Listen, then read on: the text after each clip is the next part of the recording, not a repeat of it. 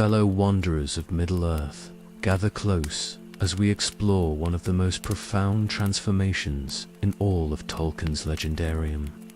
A journey that proves even the deepest hatreds can bloom into the most extraordinary love. Before we begin this gentle exploration together, drop a comment letting me know where in the world you're listening from and what time it is there. And if these contemplative journeys bring you peace, please hit that like button and subscribe to join our fellowship of the wise. Tonight, we follow the remarkable path that led an elf and a dwarf, from ancient enmity to a friendship so deep it transcended the very boundaries of mortality itself. The weight of 3,000 years pressed down upon that first moment, when Legolas of the Woodland Realm and Gimli son of Gloin found themselves standing in the same council chamber. Between them stretched not merely the physical space of Rivendell's halls, but an abyss carved by generations of mistrust, betrayal, and carefully nurtured hatred. Their peoples had been enemies for so long that the original causes of their conflict had become less important than the tradition of enmity itself. Legolas carried within his immortal memory the stories passed down through his father's house, tales of dwarven greed and treachery that had cost elvish lives and destroyed ancient alliances. The betrayal at Erebor, when King Thrain's grandfather had refused to share the treasures recovered from Smaug's hoard, lived in elvish memory as though it had happened yesterday rather than decades ago. Every dwarf he looked upon wore the face of broken promises and shattered trust. Gimli bore an equally heavy burden of ancestral grievance, his heart hardened by stories of elvish pride and cold indifference to dwarven suffering. His people remembered how the elves had abandoned them when the Balrog drove them from Moria, how Thranduil had imprisoned his father Gloin and refused aid when it was desperately needed. The elves represented everything the dwarves despised about the world above their mountain halls, beings who claimed superiority while offering nothing but judgment and disdain. The very sight of each other triggered responses that had nothing to do with their individual characters and everything to do with the poisonous legacy they had inherited. Legolas saw in Gimli's broad shoulders and braided beard the embodiment of stubborn materialism that valued gold above friendship. Gimli perceived in the elf's graceful movements and ethereal beauty the arrogance of an immortal who had never known genuine hardship or loss. Their initial exchanges crackled with barely contained hostility, each word carefully chosen to wound without quite crossing the line into open insult. They competed rather than cooperated, seeking opportunities to demonstrate their own superiority while highlighting the other's weaknesses. Every interaction became a small battle in the larger war their peoples had been fighting for millennia. Yet beneath this surface antagonism, something else stirred in the depths of both their hearts. Perhaps it was the recognition that they were both strangers in Rivendell's halls, outsiders among the predominantly human and elvish gathering. Perhaps it was the dawning awareness that their mutual enemy represented a threat far greater than any historical grievance between their peoples. The Fellowship's formation would demand that they set aside the comfortable certainties of ancestral hatred and learn to see each other as individuals, rather than representatives of opposing races. This requirement would prove more challenging than any physical obstacle they would face on their journey, asking them to abandon the very foundations upon which their identities had been built. Neither could imagine, in those early days, that the bond forming between them would eventually become the most treasured relationship of their long lives. A friendship so profound it would rewrite the history of relations between their peoples and become a legend told in both Elvish and dwarven halls for generations yet to come.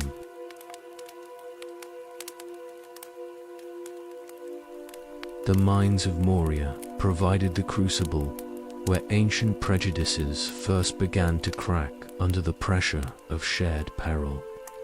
In those lightless depths where Balrog fire had once consumed an entire civilization, Legolas and Gimli found themselves forced to rely upon skills that transcended the petty boundaries of racial pride. The darkness cared nothing for their inherited hatreds, demanding only competence and courage from those who dared enter its domain. Gimli's knowledge of stone and tunnel became their lifeline in passages where even elvish senses failed to penetrate the oppressive gloom. His ability to read the language written in rock and mortar, to understand the intentions of long-dead builders through the evidence they left in their construction, proved invaluable when the Fellowship faced choices that could lead to salvation or destruction. Legolas watched with growing amazement as the dwarf interpreted clues invisible to all others. The elf's supernatural grace and deadly accuracy with his bow created a protective umbrella under which the entire company could move with greater confidence. His arrows found their marks in darkness so complete that ordinary warriors would have been reduced to helpless flailing.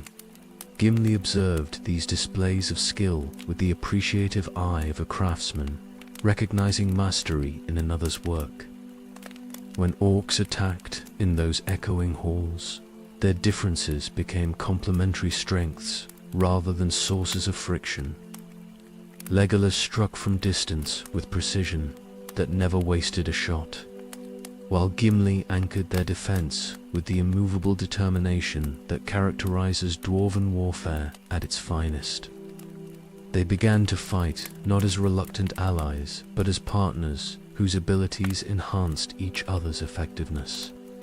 The first glimmer of genuine respect emerged when Gimli witnessed Legolas risk his own safety to retrieve a fallen comrade's pack from a precarious ledge. The action served no strategic purpose and offered no opportunity for glory. Yet the elf undertook it without hesitation, simply because it was the right thing to do.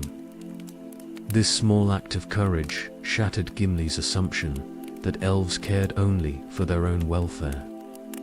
Legolas experienced his own moment of revelation when he saw Gimli refuse to abandon a search for Balin's tomb, despite the obvious danger such delay invited. The dwarf's loyalty to the memory of a kinsman, his willingness to risk the mission for the sake of honoring the dead, revealed depths of character that transcended stereotypical dwarven obsession with material gain. Here was someone who understood that some things mattered more than practical considerations.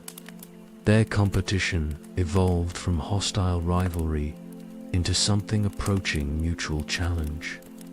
When Legolas demonstrated impossible feats of agility, Gimli responded not with resentment, but with displays of dwarven endurance that proved equally impressive. They began to push each other toward excellence, rather than seeking opportunities for humiliation. The gradual recognition of each other's competence created space for curiosity about the cultures that had produced such unexpected capabilities. Gimli found himself wondering what kind of training could develop Legolas's supernatural coordination. Legolas began to question his assumptions about dwarven society. If it could nurture such fierce loyalty and unshakable determination, small gestures of consideration replaced the careful formality that had characterized their early interactions. Legolas began adjusting his pace to accommodate shorter dwarven legs, without making the accommodation obvious. Gimli started sharing his knowledge of underground navigation without waiting to be asked, offering information freely rather than hoarding it as a source of advantage. By the time they emerged from Moria's shadow, something fundamental had shifted between them. They remained members of historically antagonistic peoples, but they had begun to see each other as individuals worthy of respect, rather than merely as representatives of ancient grievances. The foundation for something far greater than mutual tolerance had been quietly established. In those dark passages beneath the misty mountains. The loss of Gandalf in Moria's depths stripped away the last barriers between Legolas and Gimli, leaving them exposed to grief that transcended all boundaries of race and ancient grudge. In the face of such overwhelming sorrow, their inherited hatreds revealed themselves as petty luxuries that the bereaved could no longer afford. Pain became the universal language that finally allowed them to speak to each other's hearts rather than their prejudices. Legolas found himself seeking comfort not from Aragorn or Boromir, whose human responses felt alien to his immortal perspective on loss, but from Gimli, whose deep capacity for mourning matched the intensity of his own grief. The dwarf understood that some wounds cut too deeply for quick healing, that proper respect for the fallen required time and silence, rather than hasty attempts at consolation. Gimli discovered that elvish sorrow possessed a terrible beauty that humbled his assumptions about their emotional superficiality.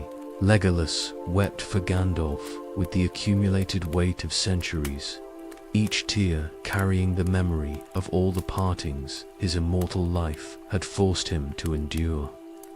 The dwarf realized that longevity brought not indifference, but an ever-deepening capacity for pain.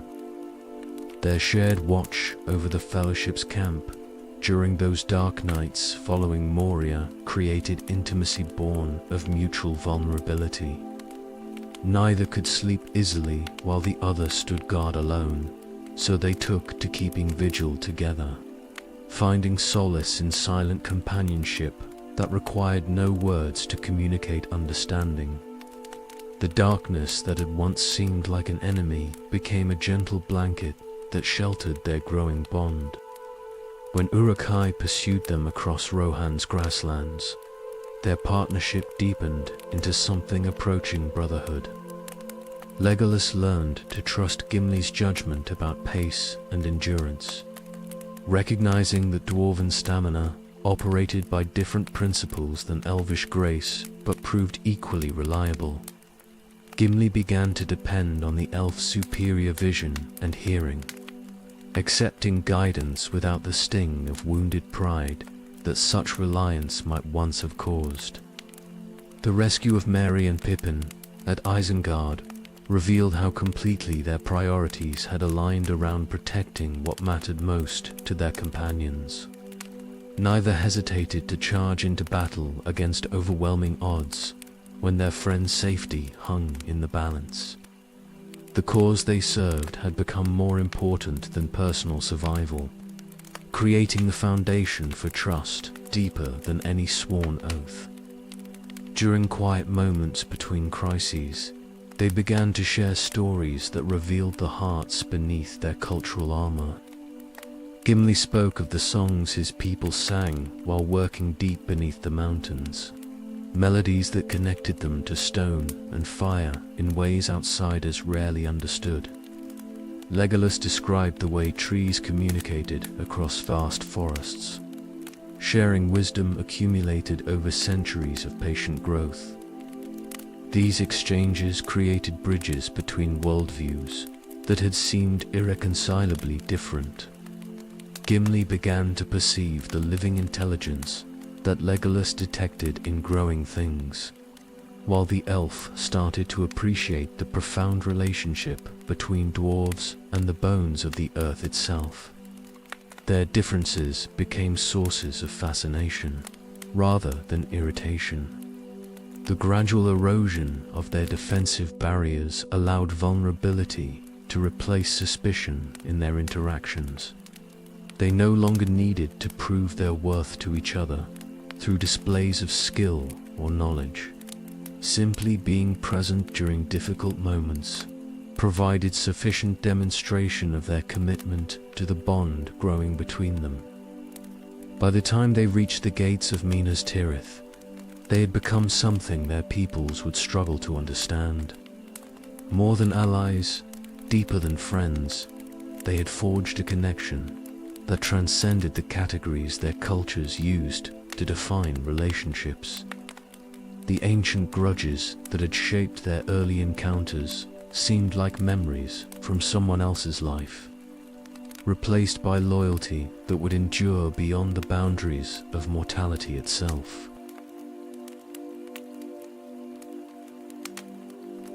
The moment Gimli first glimpsed the glittering caves of Aglarond through Legolas's eyes marked a transformation deeper than any political alliance or battlefield brotherhood. For centuries, the dwarf had seen stone as material to be shaped in gold, as treasure to be hoarded. But the elf's genuine amazement at the underground cathedral's crystalline beauty revealed possibilities that Gimli's own people had never taught him to perceive. Legolas stood in those caverns, with the wonder of someone discovering an entirely new form of art. His immortal eyes, trained to find beauty in the play of light through leaves, and the graceful arch of branches against sky, now traced the same aesthetic principles in formations of living rock. The way water had carved these chambers over millennia suddenly seemed as purposeful and lovely as any grove shaped by patient gardeners. "You have shown me something I never knew existed," the elf whispered as they moved through passages that gleamed with their own inner light. His words carried the weight of genuine revelation rather than mere politeness. Here was beauty that rivaled anything the forests could offer, created through processes as ancient and mysterious as the growth of the oldest trees. Gimli felt his understanding of his own heritage expanding in ways that left him almost dizzy with new appreciation. These caves had always been valuable to his people for their defensive positions and mineral wealth, but seeing them through elvish perception revealed a treasury of wonder that no amount of gold could purchase. Beauty that existed for its own sake rather than for any practical purpose. When Legolas led Gimli into the heart of Fangorn Forest, the dwarf experienced an equally profound shift in perception. The ancient trees that had always seemed like obstacles or resources suddenly revealed themselves as living beings with their own forms of consciousness and wisdom. Their massive trunks and spreading branches created architecture as magnificent as any dwarven hall, built through patience that spanned centuries. The forest's subtle music, normally inaudible to non-elvish ears, gradually became perceptible to Gimli through his friend's gentle guidance. Legolas taught him to hear the conversations carried on wind through rustling leaves, the slow songs that trees sang to encourage each other's growth. What had once seemed like random noise transformed into symphony of remarkable complexity and beauty. Your people understand creation in ways mine never imagined, Gimli admitted as they sat beneath an oak whose trunk required 20 dwarves holding hands to encircle. The admission cost him nothing because it had ceased to feel like defeat. Instead, it represented expansion of his capacity to appreciate the full richness of Middle-earth's wonders. Legolas learned to see stone not as dead matter, but as another form of life operating on timescales too vast for quick comprehension. The crystals in Aglaron's depths grew and changed as surely as any tree, simply following rhythms measured in millennia rather than seasons. This revelation connected Elvish and Dwarven aesthetics at their deepest levels, revealing shared appreciation for beauty that emerged through patient time. Their exchanges of wonder created new forms of joy that belonged entirely to their friendship. Neither could have discovered these expanded perspectives alone, for they required the generous sharing of sight itself. Through Legolas's eyes, Gimli learned to perceive the living sculpture that water and time created in stone. Through Gimli's vision, Legolas discovered the profound satisfaction that comes from understanding how beauty emerges. Through the marriage of design and material, this mutual gift of enhanced perception transformed both their worldviews and their friendship into something unprecedented in the history of their peoples. They had become not just allies or even brothers, but teachers and students in the grand curriculum of appreciating all the forms that beauty could take in the world they shared. The news of Legolas and Gimli's growing friendship reached their respective peoples, like ripples from a stone cast into still water, creating disturbances that spread far beyond the immediate circle of those who witnessed it firsthand. In the halls of Thranduil's palace, Elvish courtiers struggled to understand how one of their own could find companionship among a race they had long considered crude and grasping. The very concept challenged assumptions so fundamental that many refused to believe the reports until multiple sources confirmed the impossible truth. Gimli's kinsmen in Erebor reacted with equal bewilderment and concern when word reached them of his bond with an elf. Dwarven society had been built upon principles of insularity and mistrust of outsiders, particularly those whose immortal perspectives seemed to mock the urgency that characterized mortal existence. The idea that one of their own had chosen to share confidences with a being who would outlive entire dwarven generations felt like betrayal of everything their culture held sacred. Yet neither friend allowed the disapproval of their peoples to weaken the bond they had forged through shared trials and mutual discovery. They understood that their friendship represented something larger than personal preference, a living demonstration that the ancient hatreds dividing their races served no purpose, beyond perpetuating suffering that benefited no one. Their connection had become a bridge spanning an abyss that had seemed unbridgeable for 3,000 years. The practical implications of their partnership began to manifest in ways that forced both peoples to reconsider long-held beliefs about their fundamental incompatibility. When Gimli sought Legolas's counsel on matters of diplomacy, Elvish wisdom proved surprisingly applicable to dwarven concerns. When Legolas requested Gimli's advice about craftsmanship, dwarven expertise enhanced Elvish projects in unexpected ways. Their collaboration revealed that many of the differences their peoples had emphasized were superficial variations on deeper similarities that had been deliberately ignored. Both races possessed profound appreciation for beauty, though they found it in different forms. Both valued loyalty and courage, though they expressed these virtues according to different customs. Both had suffered losses that shaped their worldviews, though they processed grief through different rituals. The friendship began to attract attention from members of both communities, who had grown weary of the traditional hostilities that served no practical purpose in an age when greater threats demanded cooperation. Younger elves and dwarves especially found themselves curious about the possibilities that Legolas and Gimli's bond represented, wondering whether the hatred their elders insisted upon was truly necessary or merely habitual.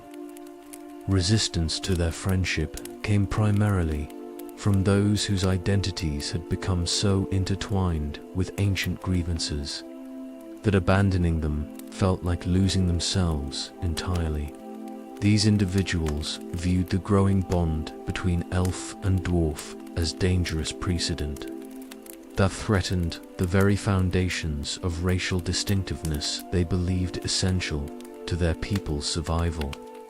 But the friends themselves had moved far beyond the need for external validation of their connection. They had discovered that true understanding transcended the artificial boundaries their cultures had constructed around acceptable relationships. Their bond had become self-sustaining, nourished by daily interactions that proved more valuable than any approval their peoples might offer or withhold.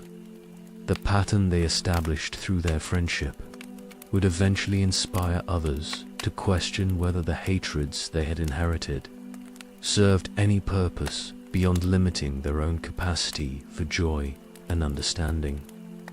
They had become living proof that love could flourish even in soil that had been poisoned by centuries of carefully cultivated mistrust.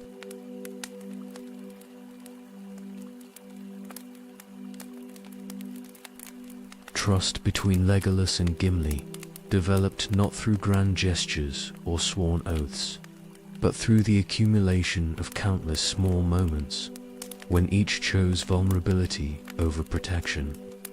The first time Gimli allowed himself to sleep deeply while the elf kept watch, he crossed a threshold that years of cultural conditioning had warned him never to approach. Elves were supposed to be unreliable, self-serving creatures who would abandon allies the moment circumstances turned difficult. Yet Legolas proved worthy of that trust night after night, standing guard with the same unwavering attention he would have devoted to protecting his own kin. His vigil extended beyond mere duty to encompass genuine care for his friend's welfare. When exhaustion finally claimed the dwarf's stubborn consciousness, the elf ensured that his rest remained undisturbed by danger or discomfort. Legolas experienced his own moment of profound trust, when injury left him temporarily dependent on Gimli's strength and protection. An elvish warrior accepting help from a dwarf violated every principle of racial superiority his people had taught him to embrace.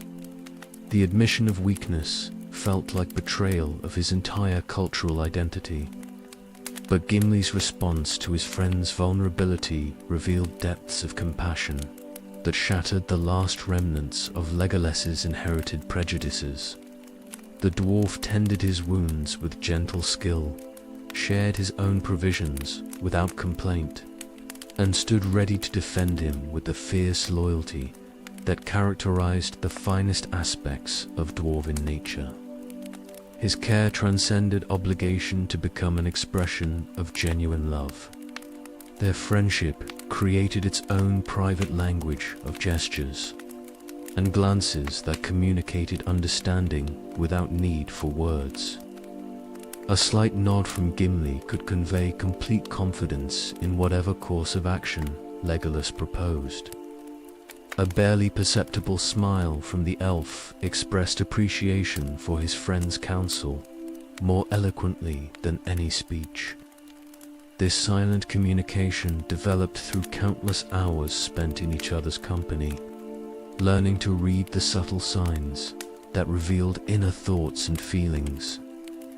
Gimli's beard carried tension in its braids when he wrestled with difficult decisions. Legolas's eyes took on a distant quality when memories of loss threatened to overwhelm his normally composed demeanor. The trust they built proved strong enough to withstand the pressures that destroyed lesser friendships. When others questioned their bond or suggested that political considerations should override personal loyalty, they found themselves united in defense of what they had created together. Their friendship had become more precious than the approval of their respective peoples. Each act of faith strengthened the foundation they had laid, creating a structure capable of supporting whatever weight the future might place upon it. They had learned to trust not only each other's intentions, but also each other's judgment in matters that affected their mutual welfare. This confidence transformed them from allies into something approaching family. The language of trust they developed together would become the model for future cooperation between their peoples. Their example demonstrated that elves and dwarves could share genuine intimacy without sacrificing their distinct cultural identities. Love had proven stronger than the hatred that had divided their races for millennia.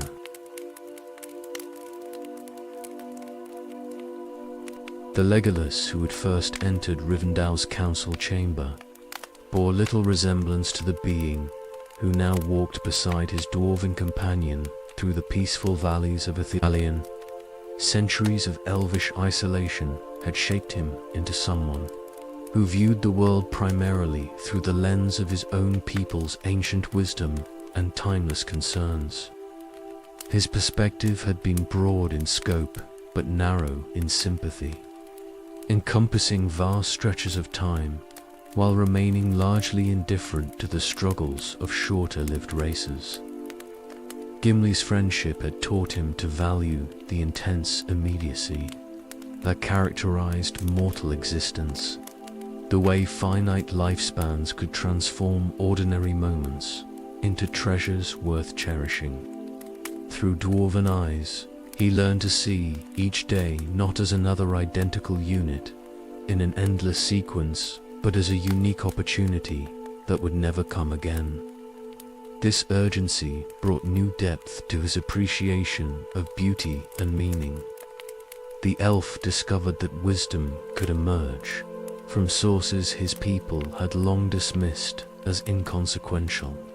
Gimli's insights into the nature of friendship, forged through the dwarven understanding that time together was precious precisely because it was limited, revealed truths that immortal beings often overlooked. The dwarf's perspective on love and loss carried weight that centuries of elvish philosophy had failed to capture. Gimli underwent an equally profound transformation through his association with immortal consciousness that could perceive patterns invisible to mortal sight. His dwarven heritage had taught him to focus on immediate concerns and tangible achievements, to measure success through concrete accomplishments that could be touched and counted. Legolas's friendship expanded his vision to encompass possibilities that stretched far beyond the boundaries of a single lifetime. The dwarf learned to appreciate the patient rhythms that governed the growth of living things, understanding for the first time why elves could invest decades in projects that would not bear fruit for generations. Through immortal eyes, he glimpsed the vast tapestries of cause and effect that connected present actions to distant consequences, seeing how individual choices rippled outward through time in ways that mortal perception could rarely detect. Legolas's influence helped Gimli recognize that his own craftsmanship participated in the same eternal processes that shaped mountains and grew forests. The weapons and jewelry he created with hammer and forge were not separate from nature, but part of the ongoing collaboration between conscious intention and natural materials. His work became a form of partnership with the earth itself, rather than mere exploitation of its resources. Both friends discovered that their transformed perspectives enhanced rather than diminished their connections to their own peoples and traditions. Legolas's new appreciation for mortal concerns made him a more effective advocate for elvish involvement in the affairs of shorter-lived races. Gimli's expanded vision allowed him to see how dwarven craftsmanship served purposes that transcended immediate utility. Their friendship had become a bridge between worldviews that had seemed fundamentally incompatible, proving that understanding could flourish even between beings whose basic assumptions about existence differed dramatically. They had not abandoned their distinctive cultural identities, but had enriched them through exposure to radically different ways of perceiving reality. The transformation worked both ways, creating a reciprocal enhancement that benefited each friend equally. Neither dominated the relationship or served merely as teacher to the other. Instead, they had become collaborative explorers of possibilities that neither could have discovered alone. Partners in the ongoing project of expanding their capacity for wonder and understanding.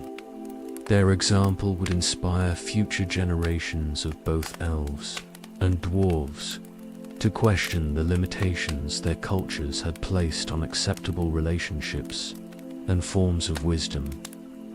They had proven that love could not only bridge ancient hatreds, but could actually transform the lovers into better versions of themselves than they had ever imagined possible. The qualities that had once seemed like insurmountable barriers between Legolas and Gimli gradually revealed themselves as complementary strengths that made their partnership more powerful than either could have achieved alone. Where the elf's immortal perspective sometimes led to paralysis through over-analysis of distant consequences, the dwarf's mortal urgency provided the decisive action needed in critical moments.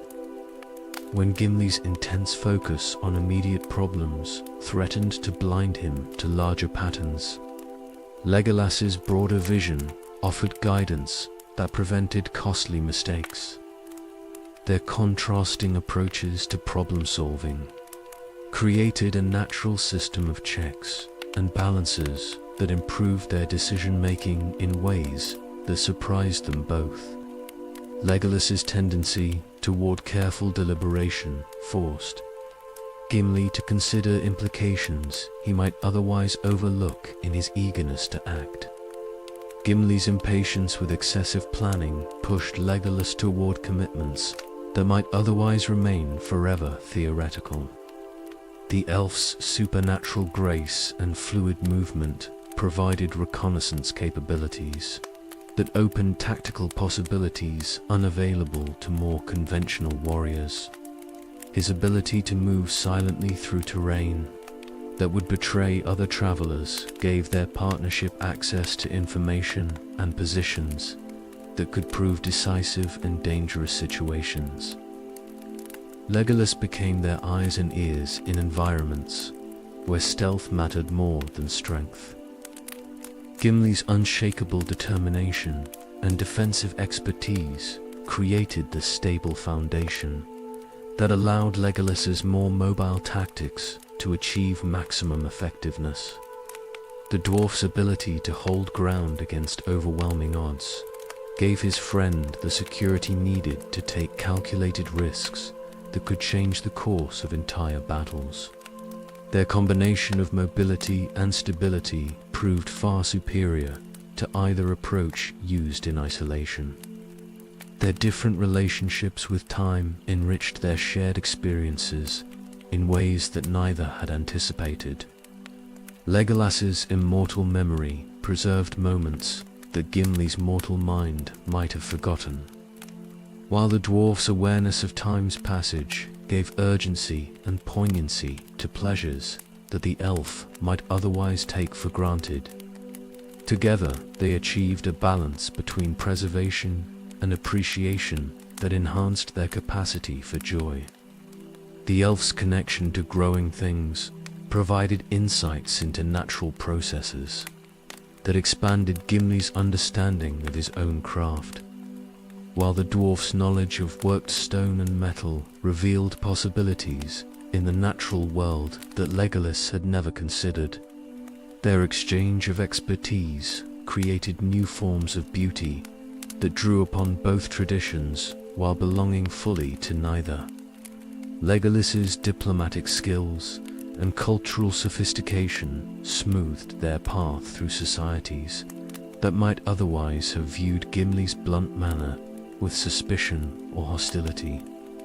The dwarf's reputation for honesty and straightforward dealing earned them trust in situations where elvish eloquence might have seemed manipulative or insincere. Their different social strengths opened doors that would have remained closed to either alone.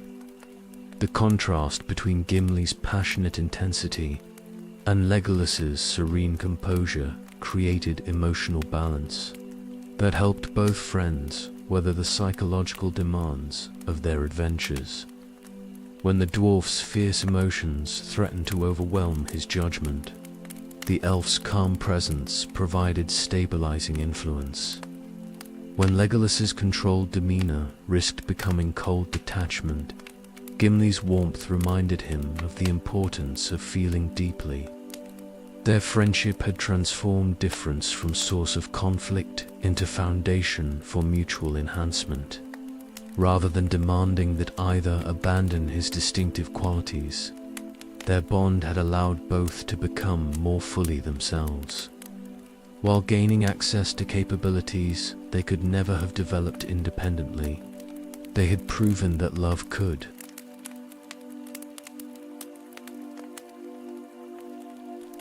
The decision that would define the ultimate depth of Legolas and Gimli's friendship came not during their shared adventures, but in the quiet years that followed, when age began to silver the dwarf's beard, while his immortal companion remained unchanged by the passage of time.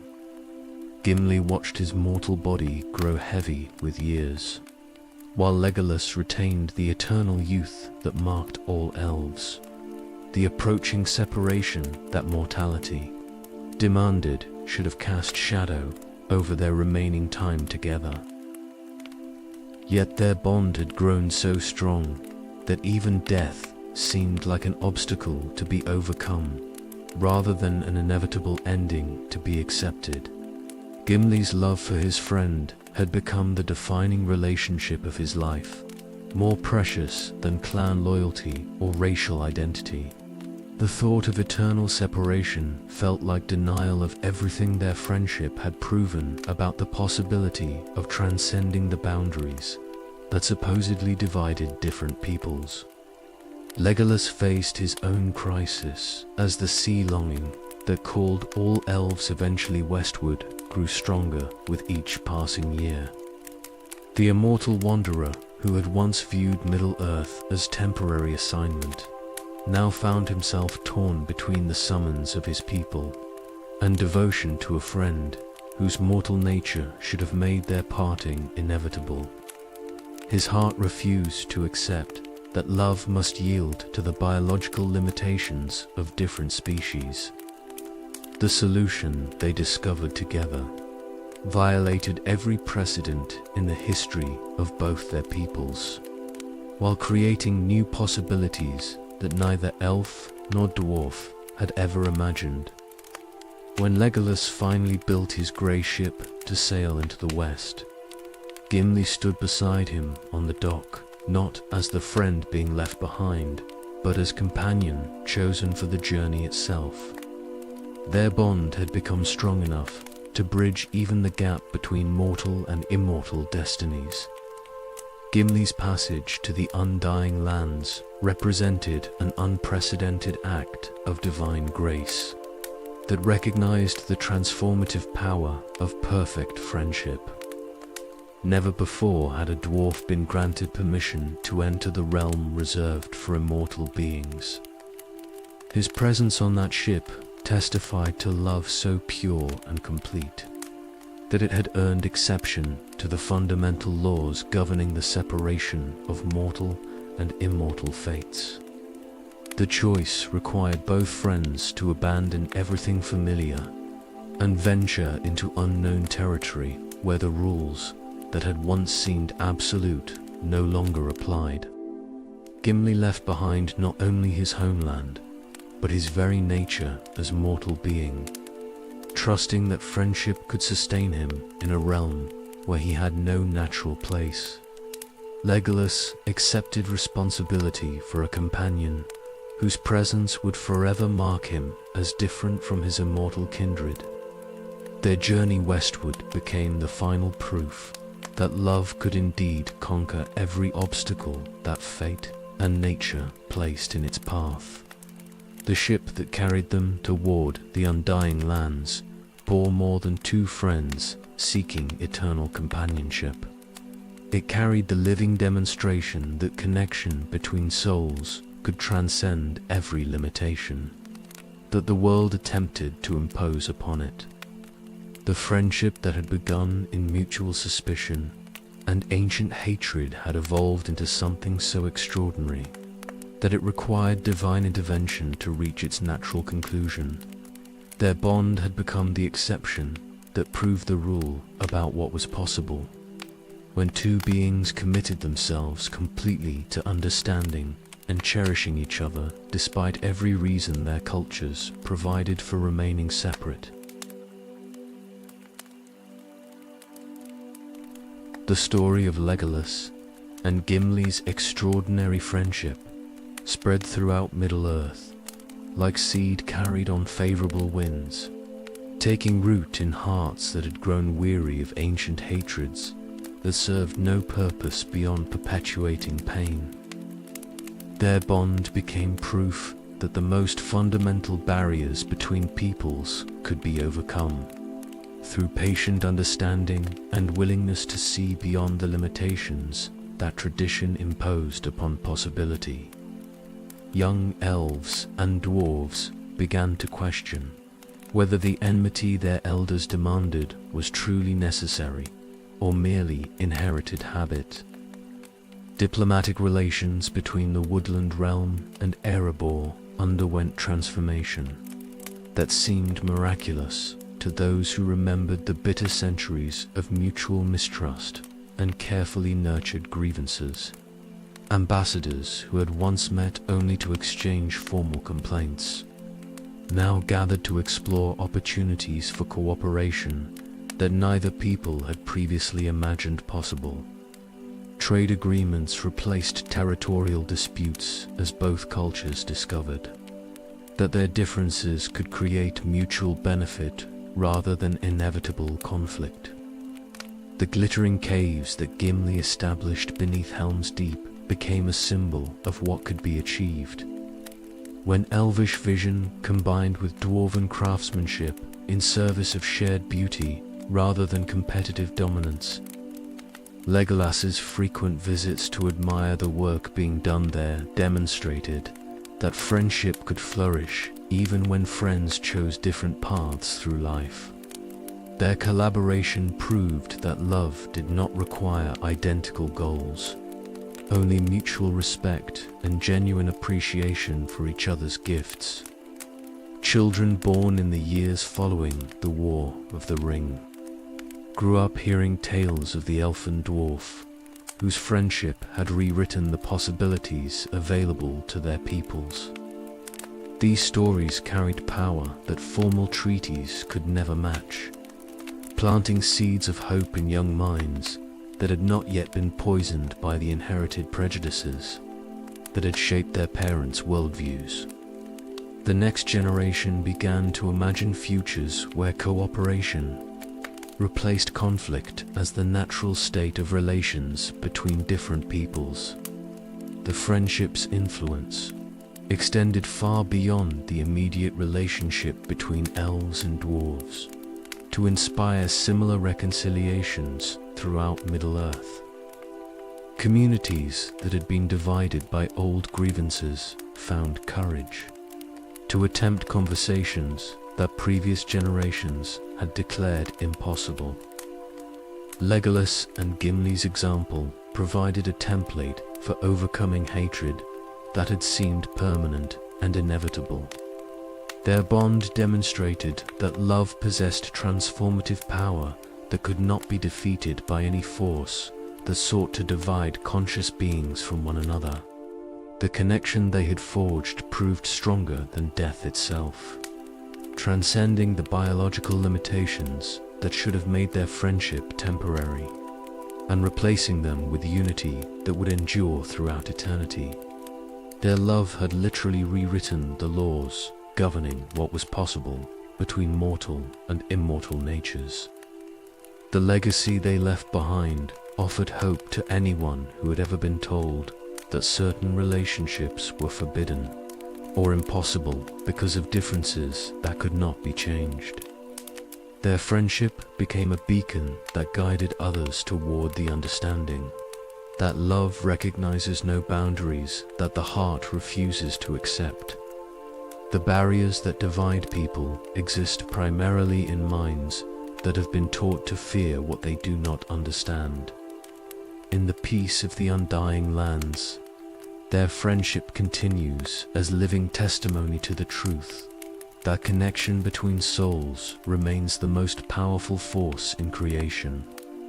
Their bond proves that when two beings commit themselves completely to understanding and cherishing each other, they participate in the same divine love that shaped the music of creation itself. Let this gentle meditation on friendship's triumph over ancient hatred carry you peacefully into dreams, where love conquers every obstacle and understanding bridges every gap that seems too wide to cross.